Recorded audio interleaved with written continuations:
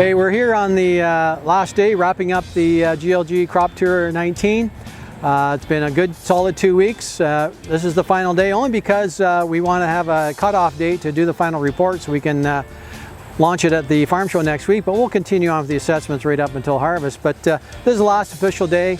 Lots of things to see and do out in the fields. Being on the agronomy side, there's lots of stuff, lots of learning opportunities out there.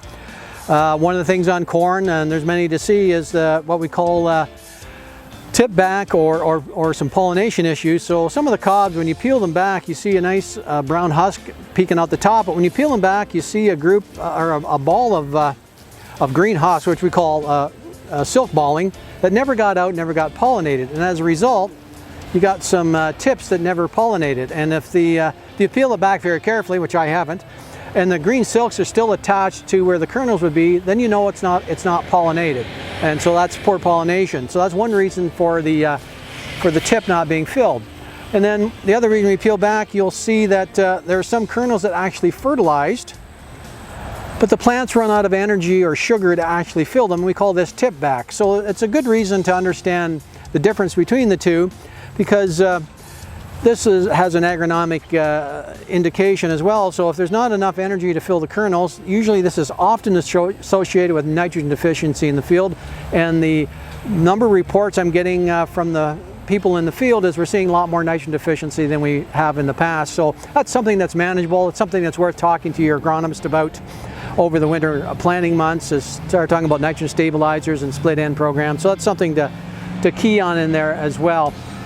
Switching to soybeans for a minute, boy, these cold nights, anytime you get below 10 Celsius, corn and soybeans both cease to grow. And you get too many nights in a row and it really starts to impact on soybeans. So we're going to start to see the soybeans slowly but surely over the next 2 weeks start to mature. Cool night temperatures really slow up respiration.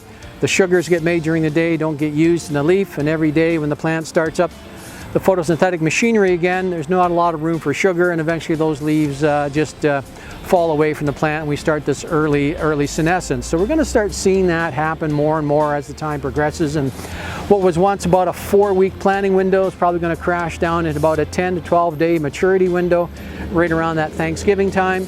So I don't think the beans will be as long maturing as what some of the corn will be. But that does also mean the potential for some smaller bean sizes. So all this will unfold as the season progresses, but those are some of the observations so far from an agronomic standpoint that are noteworthy. And a final note, I think we just need to pause for a minute and think back of what we went through in the spring. We, both the farmers and industry people, went through a lot of stress and anxiety to get this crop in, and we practiced a lot of patience, a lot of grit and determination to get it done.